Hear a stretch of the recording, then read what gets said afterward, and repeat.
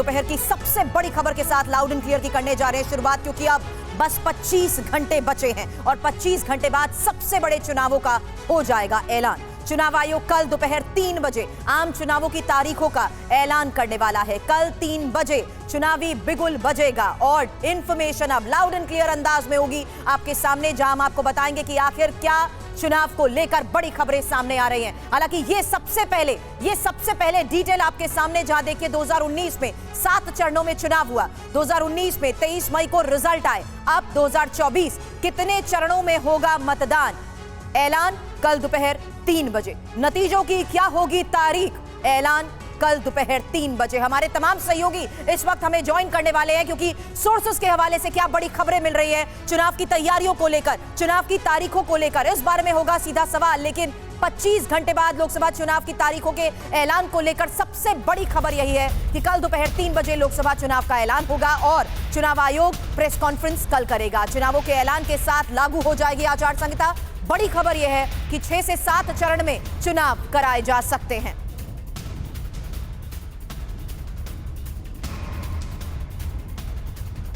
तो अब चुनाव की तारीखों के ऐलान को लेकर बड़ी खबर सामने आ चुकी है, लेकिन अब लाउड एंड क्लियर में चुनावी मुद्दों को लेकर भी इंफॉर्मेशन होगी आपके सामने, वोटर डेटा को लेकर होगी इंफॉर्मेशन आपके सामने। कौन कौन से ऐसे प्रमुख मुद्दे हैं, इस बारे में हमारे सहयोगियों के साथ भी हम करेंगे बात, क्योंकि TV9 भारतवर्ष की टीम लगातार ग्राउंड पर मौजूद रहते हुए, चुनावी हलचल को देखते हुए एक एक बड़ी खबर हम तक पहुंचा रही है। तो चुनावी बिगुल बस बजने ही वाला है। चुनाव आयोग की तैयारियां पूरी हो चुकी है। बताते हैं इस बार आम चुनाव कितने चरणों में हो सकते हैं, कब रिजल्ट आ सकता है। TV9 के सोर्सेस के हवाले से जो जानकारी मिली है वो जानना आपके लिए बहुत जरूरी है, क्योंकि कल 3 बजे चुनाव तारीखों के ऐलान को लेकर यह बड़ी खबर है।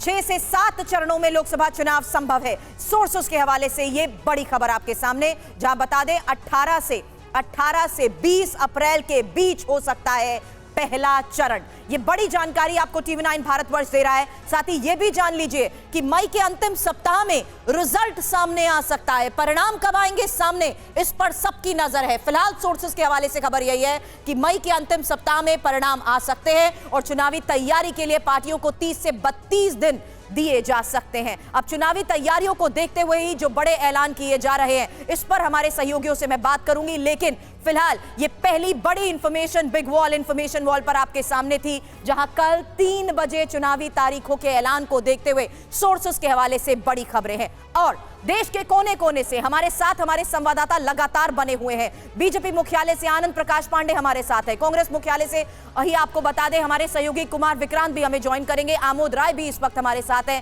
इलेक्शन कमीशन के ऑफिस से कुमार कुंदन हमारे साथ है, पीयूष पांडे हमारे संवाददाता भी लगातार इसी चुनावी हलचल को देखते हुए चुनावी तैयारियों के बारे में लेटेस्ट इंफॉर्मेशन हमें देंगे। आपको यह भी बता दें लोकसभा चुनाव का ऐलान को देखते हुए ये जो बड़ी खबरें सामने आ रही हैं, आनंद प्रकाश पांडे बीजेपी मुख्यालय से इस वक्त हमें ज्वाइन कर चुके हैं, आमोद राय हमारे सहयोगी हमें ज्वाइन कर चुके हैं और साथ ही जितेंद्र भाटी दिल्ली विधानसभा से हमारे साथ है, पंकज झा पटना से हमारे साथ है, प्रीति श्रीवास्तव वाराणसी से लगातार हमें अपडेट पहुंचा रही है और मुंबई की इस चुनावी हलचल को देखते हुए, महाराष्ट्र की स्थिति को देखते हुए राजीव सिंह भी हमें देंगे अपडेट। साथ ही जयपुर का रुख करेंगे, ध्वज आ रहे हमारे साथ, रवि दत्ता कोलकाता की इस चुनावी हलचल के बीच हमें जानकारी देंगे। आमोद और पीयूष इस वक्त मुझे नजर आ रहे हैं। सबसे पहले आमोद जी, मैं आपके पास ही आना चाहूंगी, लेकिन उससे पहले अगर संभव हो तो क्या पीयूष से बात हो सकती है, क्योंकि पीयूष चुनाव की तारीखों को देखते हुए बड़ी तैयारी, बड़ा ऐलान और अब बस 25 घंटे बाकी। जी बिल्कुल सुरभि, देखिए 25 घंटे सिर्फ बाकी हैं जब चुनाव आयोग प्रेस कॉन्फ्रेंस में यह ऐलान कर देगा कि कितने चरणों में चुनाव होगा और किन किन तारीखों में कहां-कहां चुनाव आयोजित कराया जाएगा। 7 चरणों में चुनाव कराए जाने की संभावना है और 2019 में भी 7 चरणों में चुनाव कराया गया था। इस बार भी वही उम्मीद जताई जा रही है और देखना ये होगा कि चुनाव आयोग इसमें किस तरह का रुख अख्तियार करता है और मई के अंत तक, मई के अंतिम सप्ताह में परिणाम घोषित हो जाएंगे। उसके बाद जो सरकार होगी, नई सरकार, उसके फॉर्मेशन की प्रक्रिया शुरू हो जाएगी। और अहम बात यह है कि चुनाव आयोग की तैयारियां पूरी हो चुकी हैं।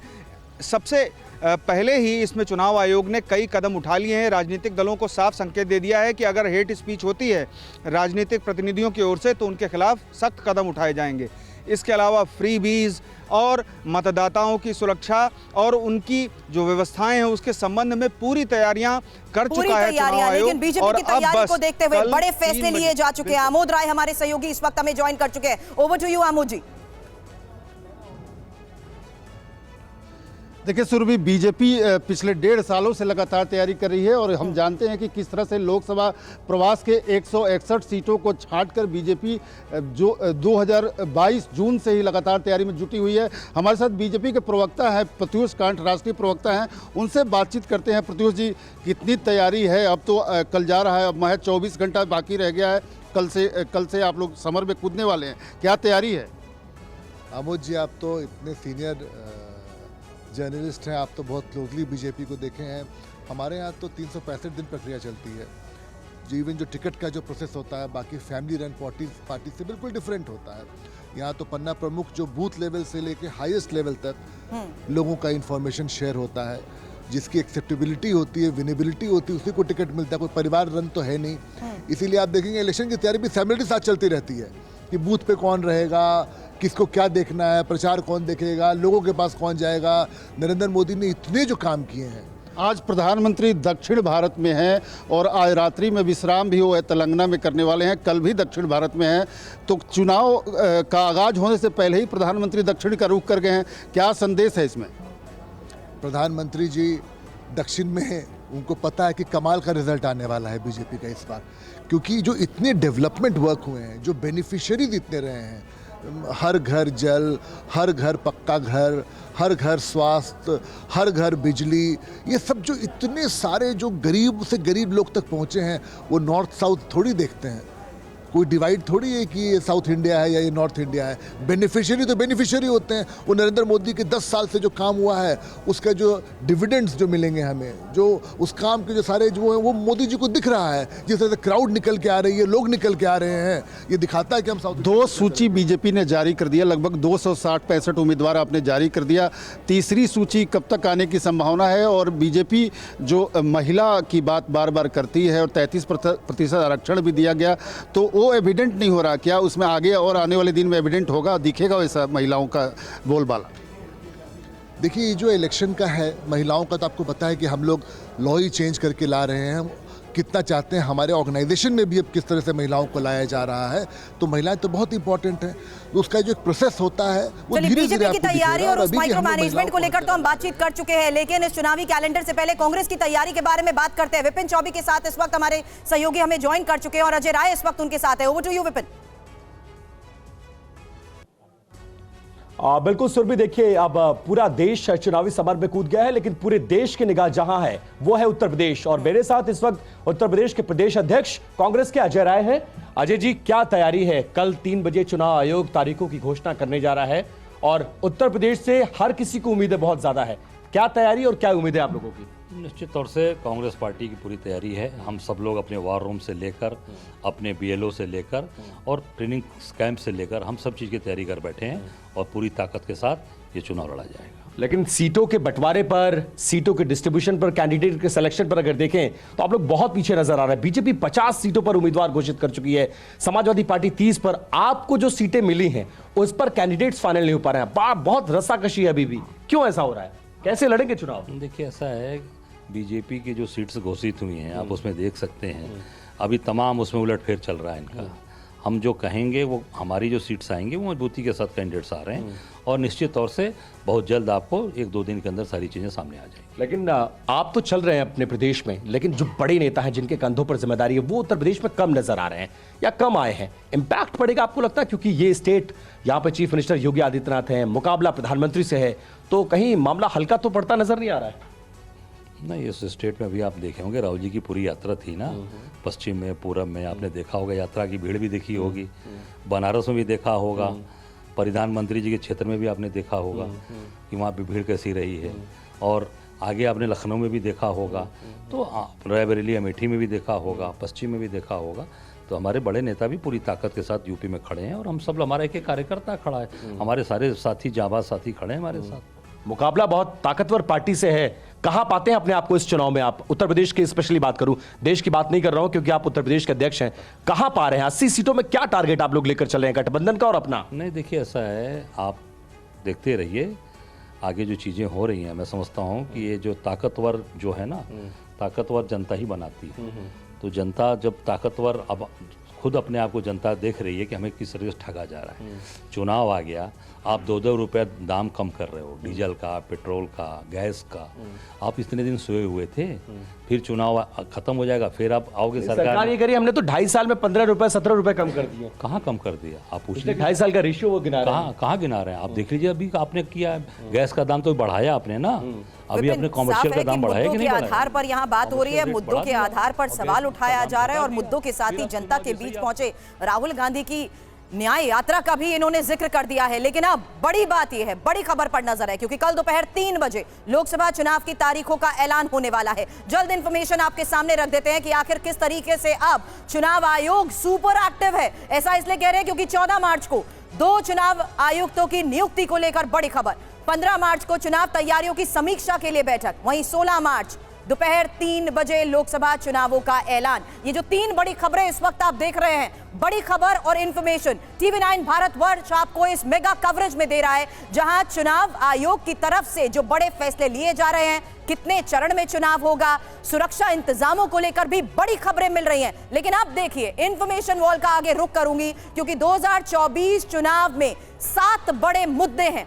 इंडिया गठबंधन हो या बीजेपी गठबंधन के सभी दल, इन्हीं मुद्दों के इर्द गिर्द चुनाव लड़ने वाले हैं। और उन मुद्दों पर जरा नजर डाल लीजिए, जिसमें सबसे पहले नाम और बात परिवारवाद की। हालांकि इसी को देखते हुए आगे मोदी की गारंटी को लेकर जिस तरीके से लगातार सुर्खियां बनी हुई है, राम मंदिर फैक्टर को लेकर जिस तरीके से चर्चा की जा रही है, ये वो तमाम मुद्दे हैं जिसका जिक्र इसलिए किया जा रहा है क्योंकि समान नागरिक संहिता को लेकर भी लगातार आवाज, और CAA को लेकर जो प्रमुख मुद्दा अभी सुर्खियों में छाया हुआ है। 2024 चुनाव के ये वो बड़े मुद्दे हैं जिसमें सरकारी योजनाओं के तहत जनता के बीच जाकर भी बड़े ऐलान किए जा रहे हैं। तो इन तमाम मुद्दे, इन तमाम फैक्टर्स को देखते हुए एक सबसे ज्यादा मुद्दा जिस पर सरकार का घेराव हुआ वो था ED का एक्शन, भ्रष्टाचार का मुद्दा और बेरोजगारी के साथ साथ महंगाई।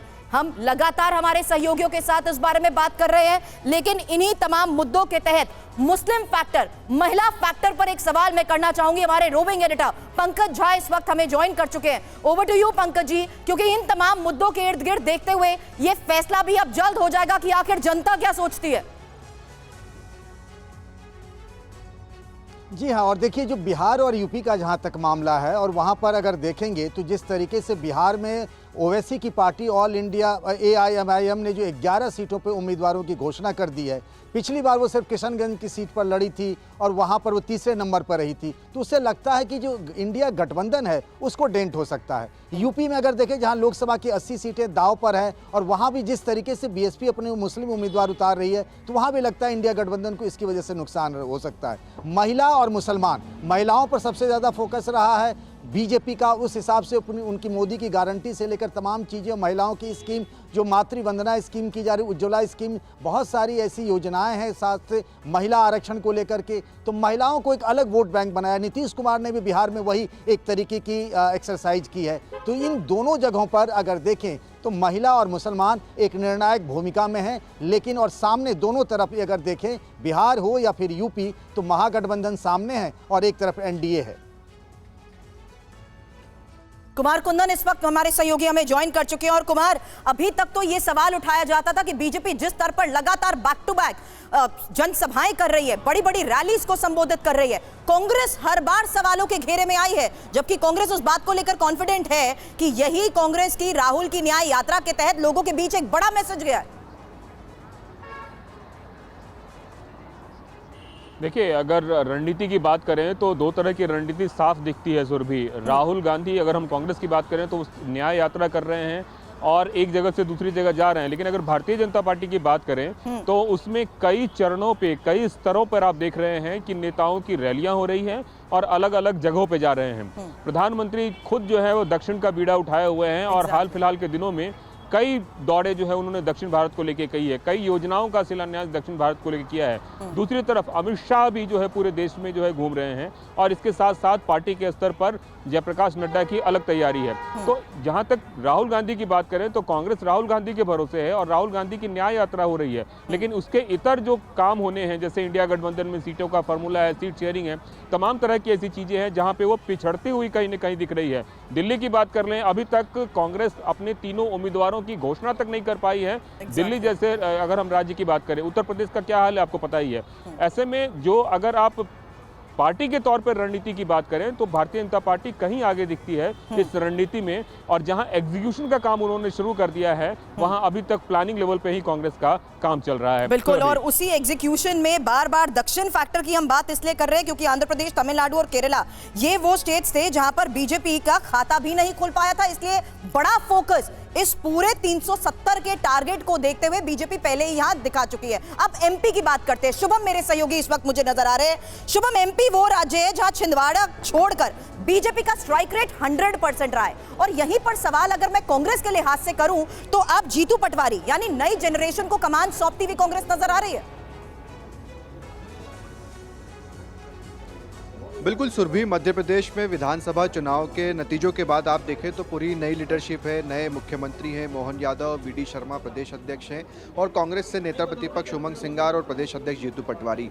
एक हताशा और निराशा फिलहाल पार्टी में नजर आती है, और ये ऐसा हम इसलिए कह रहे हैं कि बीते 2 महीनों में एक पूर्व मंत्री, 2 पूर्व सांसद, 10 पूर्व विधायक, 14 वर्तमान और पूर्व जिला अध्यक्ष और 500 से ज़्यादा कांग्रेस के पदाधिकारी सहित हज़ारों कार्यकर्ता बीजेपी में शामिल हुए हैं, और ये सिलसिला रोज़ाना ही चल रहा है। आज भी तकरीबन 2 से 3 हज़ार कांग्रेस के कार्यकर्ता बीजेपी में शामिल हुए हैं, और इसमें सुरेश पचौरी जैसे बड़े नेता का नाम है जो 50 साल पार्टी में रहे, संजय शुक्ला वो जिन्होंने कैलाश विजयवर्गीय के सामने चुनाव लड़ा था, इससे पहले वो विधायक थे। तो लगातार कांग्रेस पार्टी बड़े बड़े नेता छोड़ रहे हैं, और इसका असर इन चुनाव में भी हमें दिखाई देगा, क्योंकि ये वो लोग हैं जो ग्राउंड पर काम करते थे। 14 अगर आप जिला अध्यक्ष देखें जिसमें पूर्व भी जिला अध्यक्ष भी हैं, वर्तमान भी हैं, तो ये लोग वो हैं जो बूथ पर काम करते थे। और बीजेपी का तो हम देख रहे हैं सुरभि कि कांग्रेस मुक्त बूथ ये अभियान वो चला रहे हैं, बूथ पर वो लगातार काम कर रहे हैं, मोदी युक्त बूथ इस तरह का अभियान भी चल रहा है। और यही नतीजा है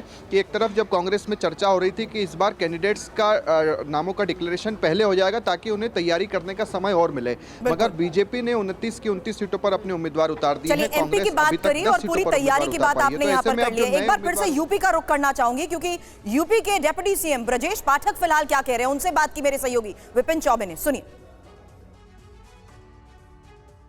चुनाव आयोग कल दोपहर 3 बजे प्रेस कॉन्फ्रेंस करने जा रहा है और इसी के साथ लोकसभा चुनाव की तारीखों का ऐलान कर दिया जाएगा। हम इस वक्त उत्तर प्रदेश की राजधानी लखनऊ में मौजूद हैं और हमारे साथ उत्तर प्रदेश के डिप्टी सीएम ब्रजेश पाठक जी हैं। ब्रजेश भाई, ये बताइए कि लंबे अरसे से तैयारी चल रही थी और सबसे ज्यादा इस तैयारी में आप आगड़ते नजर आ रहे हैं क्योंकि 50 से ज्यादा सीटें आप घोषित कर चुके हैं। क्या तैयारी है, कल की तिथि की घोषणा होने जा रही है? भारतीय जनता पार्टी पूरे 5 वर्ष जनता के बीच में रहकर उनके साथ हर समय सुख दुख में शामिल होकर के काम करती है। माननीय प्रधानमंत्री जी की जो गरीब कल्याण योजनाएं हैं वो जन जन में पैठ बना चुकी हैं। आम जनता का आशीर्वाद माननीय मोदी जी के साथ है, भारतीय जनता पार्टी के साथ है। 14 से लेकर अब तक जितने भी चुनाव हुए हैं लोकसभा विधानसभा के, सभी चुनाव में भारतीय जनता पार्टी ने वोट प्रतिशत में इजाफा किया है। आप देखेंगे उत्तर प्रदेश के वर्तमान हालात ये हैं, हम 80 की 80 लोकसभा सीटों पर प्रचंड बहुमत से जीत हासिल करेंगे और माननीय मोदी जी को जनता एक अपने परिवार के सदस्य की तरह, अभिभावक की तरह मानती है। आप देखें, अगर आंकड़ा आप जुटाएंगे, मोदी का परिवार जो अपना सोशल मीडिया पर लोगों ने लिखा, ऐसे बड़ी संख्या में लोग हैं, सब लोग मानते हैं कि मोदी जी हमारे परिवार के अभिभावक हैं। कितनी तैयारी हो चुकी है, क्या कुछ बाकी भी रह गया है? जो पूरा एजेंडा था, जो घोषणा पत्र था, पूरी तैयारी है। हम अपने संकल्प पत्र को जनता के बीच में जाकर बना रहे हैं। सुझाव पेटिकाएं गांव-गांव, गली-गली, मोहल्ले, चौराहों पर रखी जा रही हैं। वहां से जो सुझाव प्राप्त होंगे उस आधार पर हम संकल्प पत्र जनता के बीच में लेकर के आएंगे। क्या एजेंडा, क्या तैयारी, किन वादों के साथ आप जा रहे हैं? पूरी तैयारी है। संकल्प पत्र जैसे ही घोषित होगा आपको पता चलेगा कि हम किन बातों के आधार पर जनता के बीच में जा रहे हैं। लेकिन उत्तर प्रदेश की जनता, देश की जनता समझ चुकी है कि इस बार मोदी जी 400 पार और जनता भारतीय जनता पार्टी के साथ है। मुकाबला किससे देख रहे हैं, क्योंकि समाजवादी पार्टी 30 सीटें घोषित कर चुकी है, बसपा भी पूरी तरह से उतरी नहीं है, कांग्रेस का स्थिति स्पष्ट। राज्य में कोई मुकाबले में नहीं है। 80 की 80 सीटों पर भारतीय जनता पार्टी प्रचंड बहुमत से जीतेगी। अंतिम सवाल, एक बार 70 2014 के चुनाव में, 2019 में 60 प्लस, इस बार उत्तर प्रदेश को लेकर क्या टारगेट आप लोग को दिया गया है, ये बताइए, क्योंकि जिम्मेदारी बड़ी। टारगेट 80 में 80 है। 80 में 80 जीतेंगे कितना, ये तो बता दीजिए। 100 और 60 80 में 80 आएंगे। चलिए, बहुत शुक्रिया बात करने के लिए। 80 सीटों का लक्ष्य लेकर बीजेपी इस चुनाव में उतर रही है। कितनी सीटें आएंगी ये वक्त तय करेगा, लेकिन ये जरूर है अपनी जीत को लेकर बहुत ज्यादा आश्वस्त नजर आ रही है बीजेपी। कैमरा पर्सन सुभाष के साथ विपिन चौबे, TV9 भारतवर्ष, लखनऊ। और इस वक्त एक और बड़ी खबर बता दें, जहां भड़काऊ भाषण पर चुनाव आयोग सख्त रहेगा और लापरवाह पुलिस ऑफिसर्स पर भी कार्रवाई होगी। चुनावी खर्च की सीमा के उल्लंघन पर भी एक्शन को लेकर बड़ी खबर आ रही है। फेक न्यूज को लेकर तुरंत कदम ईसी उठाएगा और साथ ही सोशल मीडिया की मॉनिटरिंग, डीप फेक पर भी रहेगी नजर। तो चुनावी तैयारियों के तहत ये इस वक्त एक और सबसे बड़ी खबर सामने आ रही है, जहां सख्त एक्शन लिया जाएगा। भड़काऊ भाषण पर चुनाव आयोग सख्त रवैया अपनाएगा, लापरवाह पुलिस ऑफिसर्स पर कार्रवाई होगी। चुनावी खर्च की सीमा के उल्लंघन पर एक्शन को लेकर भी बड़ी खबर है। फेक न्यूज को लेकर तुरंत कदम उठाएगा इलेक्शन कमीशन और साथ ही आपको यह भी बता दें कि सोशल मीडिया की मॉनिटरिंग की जा रही है, डीप फेक पर भी नजर रहेगी। और एक और बड़ी खबर बता दें, जहां बीजेपी प्रदेश अध्यक्ष वीडी शर्मा का बयान सामने आ रहा है। इस बार छिंदवाड़ा भी प्रचंड बहुमत से जीतेंगे, हर बूथ पर हमारी तैयारी पूरी है। मोदी युक्त बूथ, कांग्रेस मुक्त बूथ अभियान जारी है।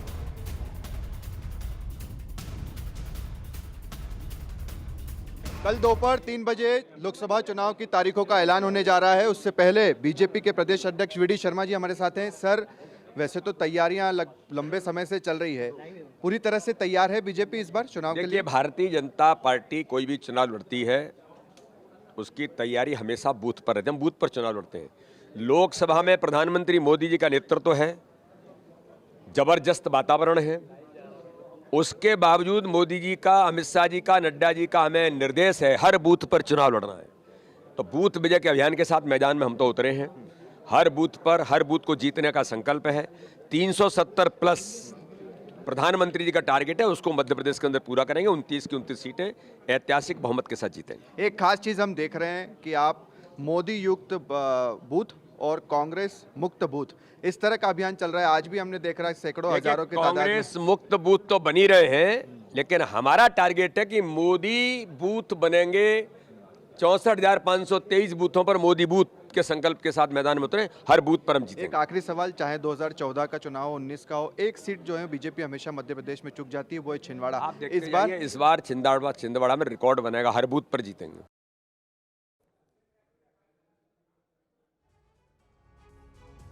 और शुभम हमारे सहयोगी लगातार हमारे साथ बने हुए हैं। और शुभम, इसी फैक्टर को देखते हुए कांग्रेस की तैयारियों को लेकर मैंने आपसे सवाल किया था, क्योंकि यहां तो बीजेपी पूरी तरीके से कॉन्फिडेंट नजर आ रही है। बिल्कुल, आप देखें कि बीजेपी ने अपना कैंडिडेट भी बंटी साहू छिंदवाड़ा से उतारा है। 2019 के जो उपचुनाव हुआ था विधानसभा को लेकर, जिसमें कमलनाथ कैंडिडेट थे, उनके सामने बंटी साहू उतरे थे। अच्छी टक्कर बंटी साहू ने उस वक्त दी थी। लंबे वक्त से बीजेपी के वो बड़े नेता रहे हैं, छिंदवाड़ा में लगातार काम करते रहे हैं। और इस बार अगर आप देखें तो फोकस जो है वो छिंदवाड़ा एक तरह से सीट बीजेपी के लिए रहने वाली है। बड़े नेताओं की रैली यहाँ पर होगी। हालांकि विधानसभा चुनाव में भी बीजेपी ने अपनी स्ट्रेटेजी बनाई थी कमलनाथ को घेरने के लिए, मगर जो 7 विधानसभा सीटें छिंदवाड़ा ज़िले की थी, वो 7 विधानसभा सीटें कांग्रेस नहीं जीती। पूरे मध्य प्रदेश में अगर आप देखें तो छिंदवाड़ा ही एक ऐसा गढ़ है जहां पर कांग्रेस का पूरी तरह से कब्जा है, चाहे वो का महापौर हो, चाहे 7 विधायक हो या सांसद हो। और आप देखिए 2014 में, 2019 में दोनों बार ही कांग्रेस को वहाँ से जीत मिली। 2014 में कमलनाथ और 2019 में उनके बेटे नकुलनाथ। मगर इस बार मुकाबला टक्कर का लग रहा है, क्योंकि हम लगातार देख रहे हैं कि छिंदवाड़ा के भी जो कांग्रेस के नेता हैं, जो लगातार कमलनाथ और नकुलनाथ के लिए काम करते आए हैं, वो भी अब उनका साथ छोड़ रहे हैं। 7 मौजूदा पार्षदों ने हाल ही में इस्तीफा दिया है, बीजेपी में शामिल हुए हैं। 500 से ज़्यादा कार्यकर्ता जो कमलनाथ के सबसे खास माने जाते थे, वो बीजेपी में शामिल हुए हैं। तो ये जो बीजेपी में कांग्रेस कार्यकर्ताओं के शामिल होने का अभियान है ये छिंदवाड़ा में काफ़ी तेज़ी से चल रहा है। और बीच में तो हमने खबर देखी थी कि नकुलनाथ भी एक तरह से बीजेपी में शामिल हो सकते हैं, हालांकि वो चीज़ें नहीं हो पाई। मगर सबसे कड़ा मुकाबला इस बार कहीं दिखाई देगा तो वो छिंदवाड़ा में। इसके अलावा अगर आप देखें तो ज्योतिरादित्य सिंधिया मैदान में है, शिवराज सिंह चौहान मैदान में है, यानी बीजेपी ने अपने बड़े नेताओं को इस बार लोकसभा चुनाव और यही उनके कॉन्फिडेंस की वजह भी है। एक और बड़ी खबर, क्योंकि चुनाव तारीखों के ऐलान होने वाले हैं और इससे पहले टीवी9 के सत्ता सम्मेलन में केंद्रीय मंत्री भूपेंद्र यादव ने बड़ा दावा किया और कहा कि इस बार भारत मिशन 400 पार के लिए वोट करेगा। फिर एक बार मोदी सरकार और अब की बार 400 पार। ये बड़ा इंटरेस्टिंग है। आप लोगों ने 370 बीजेपी के लिए 370 प्लस और एनडीए के लिए 400 प्लस का टारगेट रखा है। आप 350 भी रख सकते थे, आप 380 भी रख सकते थे। 370 और 400 ही स्पेसिफिक क्यों? हमारे नेतृत्व ने कार्यकर्ताओं को एक लक्ष्य दिया और आपने देखा था जब 2014 में हम चुनाव के लिए आए थे तो कोई नहीं मानता था कि बीजेपी पूरी 282 सीटें लेकर के आएगी। जितना वोट प्रतिशत हम 2014 में लेकर के आए उससे ज़्यादा वोट प्रतिशत हम 2019 में लेकर के आए। अब जब 10 साल में लोगों ने ये देखा है कि भारतीय जनता पार्टी ने देश को एक स्थायित्व वाली, मजबूत और सशक्त सरकार दी है और आज देश ने इस हकीकत को स्वीकार किया है कि हिंदुस्तान दुनिया की 5वीं बड़ी अर्थव्यवस्था बन रहा है, तो भारत अपने आत्मविश्वास के लिए और विकसित भारत बनने के लिए आने वाले चुनाव में प्रधानमंत्री नरेंद्र मोदी जी के नेतृत्व में 400 पार के लक्ष्य के लिए मजबूत भारत के लिए वोट देने वाला है।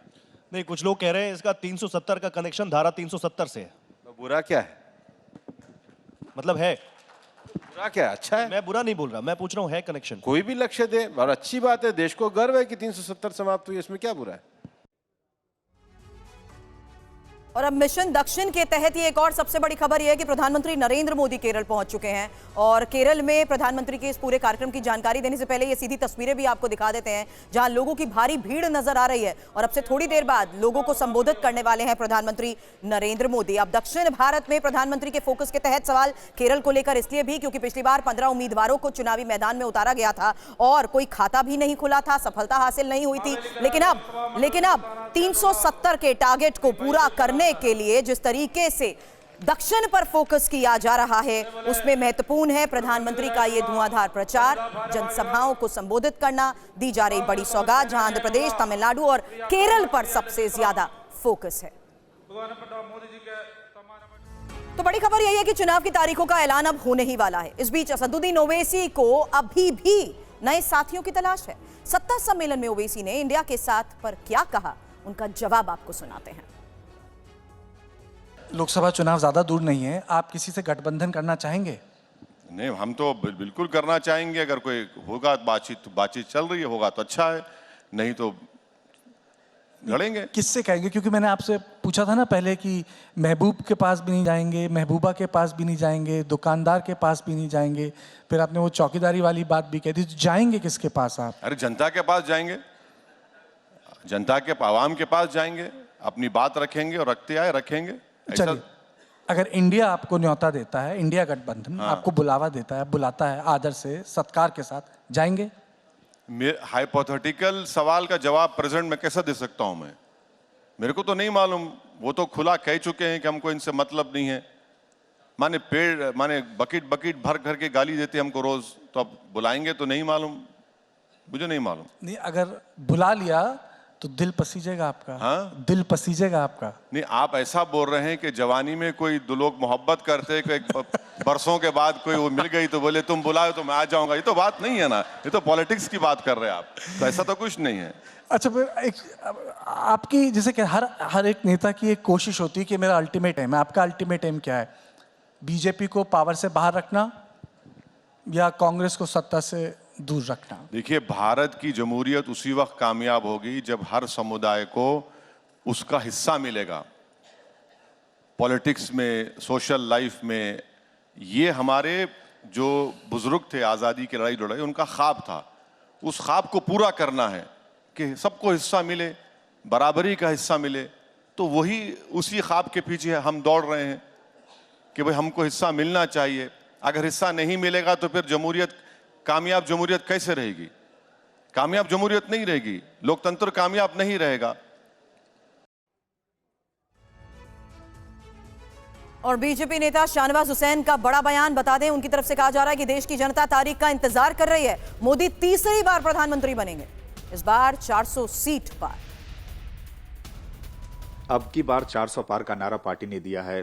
कल दोपहर 3 बजे प्रेस कॉन्फ्रेंस करके चुनाव आयोग तारीखों का ऐलान कर देगा। कैसे देखते हैं आप?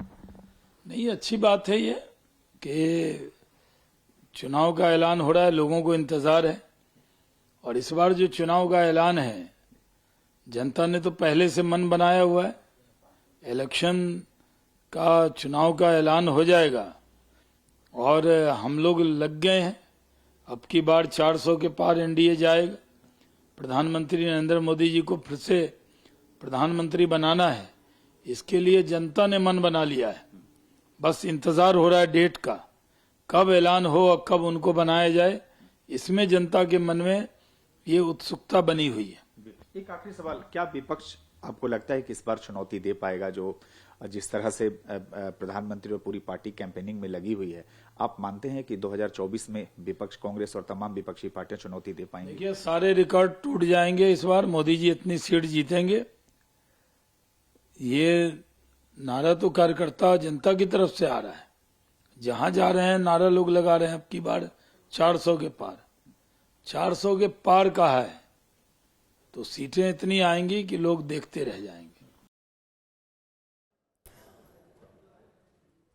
तो फिलहाल आपने सुना शाहनवाज को, जिन्होंने कहा कि देश की जनता तारीख का तो इंतजार कर रही है और कॉन्फिडेंट है कि मोदी तीसरी बार प्रधानमंत्री बनेंगे। हालांकि इस बार 400 पार, 400 सीट पार। इस बीच ये नतीजे आपके सामने उस मुस्लिम फैक्टर को लेकर जो मैं हमारे सहयोगी से बात कर रही थी, महिला वोटर्स के साथ साथ मुस्लिम फैक्टर पर एक बड़ा सवाल किया गया था। और उसी मुस्लिम फैक्टर को देखते हुए देखिए, लोकसभा 2019 चुनाव के नतीजे आपके सामने रख रहे हैं, जहां देखिए 20% से ज्यादा और 106 सीटों को देखते हुए ये आंकड़े जरा आपके लिए समझना जरूरी है। हालांकि इसको लेकर अब किस तरीके से अपने 370 पार के टारगेट को अचीव करने की बीजेपी कोशिश कर रही है, इसी के तहत ये जानना और समझना जरूरी था कि आखिर किस तरीके से बड़े और महत्वपूर्ण फैसले मुस्लिम फैक्टर्स को देखते हुए भी बीजेपी की तरफ से लिए गए हैं। लेकिन अब चुनाव तारीखों के ऐलान से पहले बड़े अपडेट हमारे पास है, जहां आपको बता दें 6वें और 7वें चरण में यूपी बिहार में वोटिंग को लेकर एक बड़ी खबर मिल रही है। हालांकि अब कुछ ही घंटे बाकी हैं। चुनाव की तारीखों का ऐलान कल दोपहर 3 बजे होगा, लेकिन कितने चरणों में होगा चुनाव, कब आएंगे परिणाम, इसको लेकर सबकी नजर है। फिलहाल बड़ी खबर आपको TV9 भारतवर्ष बता रहा है और सोर्सेस के हवाले से लगातार खबरें सामने आ रही है। इस वक्त एक बड़ी खबर यह है कि यूपी और बिहार में 6ठे और 7वें चरण में वोटिंग होगी। तो चुनाव तारीखों के ऐलान से पहले ये बड़े अपडेट आपके सामने, कितने चरणों में होगा चुनाव, कब आएंगे परिणाम, लेकिन 6ठे और 7वें चरण में यूपी बिहार में वोटिंग को लेकर ये इस वक्त सबसे बड़ी खबर सामने आ रही है। महाराष्ट्र में 4थे या 5वें चरण में चुनाव हो सकते हैं, दिल्ली हरियाणा में 1 चरण में चुनाव होगा। तो ये बड़ी खबर इस वक्त चुनाव तारीखों के ऐलान से पहले, ये सबसे बड़ा अपडेट आपके सामने हम रख रहे हैं, जहां आपको बता दें कि कौन कौन से चरण में, कितने चरण में उत्तर प्रदेश, बिहार और पश्चिम बंगाल जैसे राज्यों में चुनाव होंगे। इसकी संभावना को देखते हुए फिलहाल ये बड़ी खबर सामने आ रही है कि यूपी बिहार में 6ठे 7वें चरण में वोटिंग होगी, महाराष्ट्र में 4थे या 5वें चरण में वोटिंग संभव बताई जा रही है। तो फिलहाल ये बड़ी खबरें इस वक्त सामने आ रही हैं और मई के आखिरी हफ्ते में परिणाम आ सकते हैं। तो जिस तरीके से इस चुनावी तैयारियों को देखते हुए बड़ी बैठक हुई है, बड़ा ऐलान आज किया गया कि चुनाव की तारीखों का ऐलान होगा कल दोपहर 3 बजे। अब शनिवार दोपहर 3 बजे लोकसभा चुनाव की घोषणा के तहत सोर्सेस के हवाले से कितने चरणों में, कब, कहां चुनाव होगा, यही बड़ी खबर इस वक्त हम आपको बता रहे हैं। जहां यूपी बिहार को देखते हुए खबर है कि 6ठे 7वें चरण में, जबकि महाराष्ट्र में 4थे 5वें चरण में वोटिंग संभव है। दिल्ली हरियाणा में 1 चरण में चुनाव संभव बताए जा रहे हैं। और इसी तरह TV9 भारतवर्ष लगातार आपको चुनाव से जुड़ी हर बड़ी हलचल की न सिर्फ तस्वीर दिखा रहा है, बल्कि यह भी बता रहा है कि 22-23 के बीच आखिरी चरण की वोटिंग को लेकर खबर है। इस बीच ये तस्वीर आपके सामने है केरल की, जहां पर प्रधानमंत्री नरेंद्र मोदी इस वक्त संबोधित कर रहे हैं। ഇവിടെ വന്നപ്പോൾ നിങ്ങളുടെ ഈ ഇളകി പറയുന്ന അന്തരീക്ഷം കണ്ടപ്പോൾ ഒരു കാര്യം ഉറപ്പായി, ഈ പ്രാവശ്യം കേരളത്തില് താമര വിരിയുമെന്നുള്ള കാര്യം ഉറപ്പായി അതുപോലെ തന്നെ പറയുവാൻ സാധിക്കും. കഴിഞ്ഞ തെരഞ്ഞെടുപ്പുകളിലെ കേരളത്തിലെ ജനത